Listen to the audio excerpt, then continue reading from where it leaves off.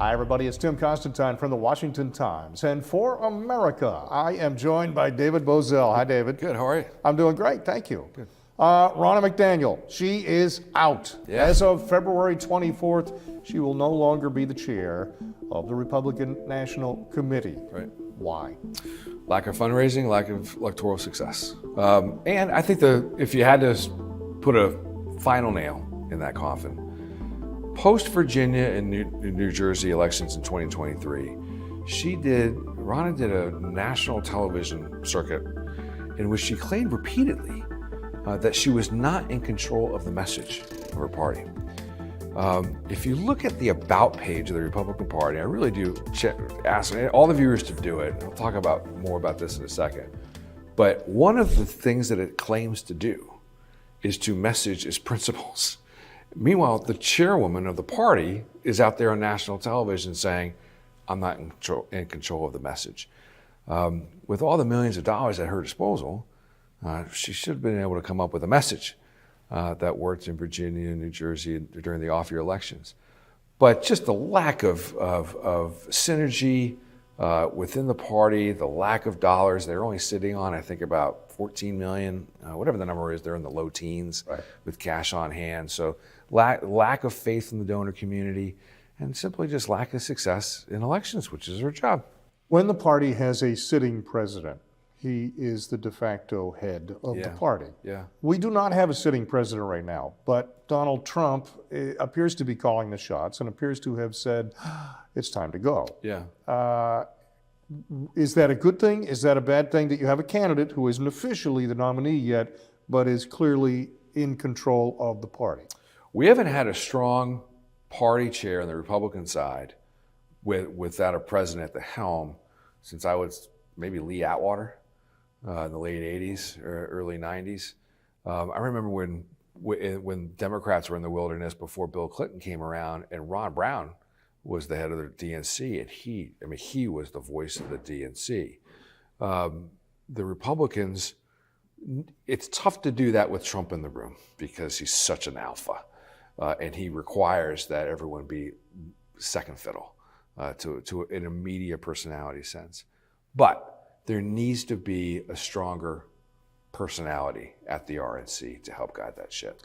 Vivek Ramaswamy, during his time as a candidate, repeated over and over, including at one of the debates, that it was time for Ronna McDaniel to resign. Yeah. He offered to give podium time if she would get up and do it that night. At the time, everyone thought that was outrageous. How dare this candidate call out the chairwoman of the party? He now has the ear of Donald Trump. He's working regularly on the campaign trail with President Trump. Do you think he played a role in this?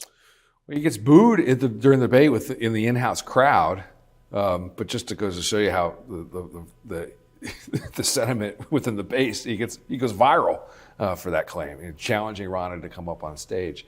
And does he have I think Donald Trump, I'm going to assume that Donald Trump came to those senses on his own. He had to look at the bottom line he is the titular head of the party. He had to look at the bottom line of the finances. I know he had very nice things to say about Ronna McDaniel and how she handled his Michigan effort in 2016. And I know he valued that. And she was always good to him. I mean, remember, he wins New Hampshire, she claimed that he was the nominee and suggested that Nikki Haley should leave. So, was she out of line in doing that? As chairman of the party, I realize you and me can say that because we're not in control of the party. We may see the rational reason for that. Right. But she has a responsibility to represent any and every candidate as chairman of the party while they're still a legitimate registered candidate. Was she out of line in saying Haley must go? I don't think she was out of line, but she's inconsistent. So up until that day, she said, hands off, I'm not in control of the message, I'm not in control of the process. She'd also say, I'm not in control of the money, right? The states can have to raise their own money and I can only do so much. And then out of nowhere, she just declares that Donald Trump is the presumptive nominee. It was just inconsistent. If that's that's the position you were gonna take, you could have planted those seeds earlier. It's like, if we think we've got this wrapped up, I'm going to call for this to be wrapped up. Nikki Haley didn't even put her name on the ballot in Nevada, or she lost to be named later. I mean, she's getting blown out all over the country. She's about to get blown out in her home state. So Ronna was correct in the political analysis, but inconsistent in how she wants to participate in these things. Let's talk about what it does to the RNC. This is an election year. Obviously, a new chair, depending on who it is, has an opportunity to generate excitement and interest on the fundraising side. Yeah. But they're organizing a convention. It's the brochure to the world. Right. They got 4 days in July to show off, this is who we are, this is our message, this is why we think we should be elected in November. There's at least a year's worth of planning goes into that. We've only got 6 months left. So what happens to the convention? What happens to the message? How difficult does that become for the new chair? I am begging the new chair, whomever they may be, to do the small things right before you start to want to tackle the big things. And this might sound silly, but I talked about the About page of the RNC earlier. If you go look at it, it is 3 sentences long. That's it. It says that the party was created in response to slavery. It says that the party messages principles, including freedom, opportunity, and prosperity, which is just another way of saying life, liberty, and pursuit of happiness. Right. Somebody Googled those synonyms. And meanwhile, they're going to message, and meanwhile, the chairwoman of the party says, we're not in control of the message, but that's what the second sentence of the About page says. And then the third sentence says, by messaging those principles, we create opportunity. And then there's 5 pictures, one of Byron Donalds, one of a veteran who looks like he's being taken hostage by Ronna McDaniel in the photo, one of a suburban white woman, because we have to check that box, one of an Asian American, because we have to check that box, and one of a Christmas tree that's supposed to signify religious liberty. And that is the alpha and the omega of the history of the Republican Party, according to the Republican Party. That is it. And I am just challenging any incoming chairman. Just take a look at that and say, yeah, no wonder we don't define who we are. Because we don't. Right? You can complain about the press all you want and how they define you. You have really only one opportunity to control how you define yourself. And that is your website. I mean, Wikipedia does a better job defining who the Republicans are than the Republicans do themselves. So I know it's a small thing, but I'm a big believer that before you think you can start raising millions of dollars and putting in a convention in Democrat-led Milwaukee, why they're going there, I have no idea. Before you can start, just think about how you want to define yourself and the party that you represent. I have a funny analogy for you, and that is in the University of Alabama.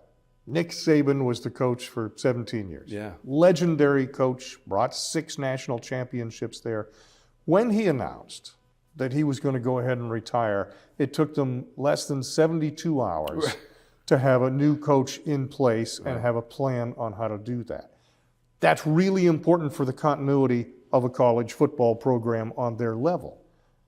I would say the RNC probably is more important to the world than a collegiate football program, although I love the Crimson Tide. Right. But how long will it take the RNC? They've announced now that she's leaving February 24. Yeah. How long will it take the RNC, and how much turmoil or question, whether that's among fundraisers, whether that's in the media, whether that's among elected officials or people running to become elected officials, how much turmoil does it cause to have a month where no one is in control? Well, I think what the RNC is going to have to do on the convention side is just basically default it to Donald Trump's operation. And he knows how to put on an event. So I would say, look, we are no longer capable of putting this on for you. You're going to have to put this on for yourself. In the meantime, there's 168 committee men and women who are going to want to have their say, and they're going to have to wait until the next meeting. I think probably the end of March, the end of the quarterly session, and then they'll start taking preliminary votes. They'll probably appoint an interim chairperson at that meeting, and then take it from there. You're going to hear the name Drew McKissick a lot. He's out of South Carolina. He's already made the rounds. I would really encourage the Republican committee members to think outside the box. Recruit somebody of some national stature. This is a messaging game now. As much as Ronna McDaniel did not want to do it, this is a messaging game now, and someone's going to have to come in there that knows these digital tools. I'm going to bring the conversation full circle. They should bring in Nick Saban. Good call. For the Washington Times, I'm Tim Constantine. He is David Bozell. Thanks for joining us.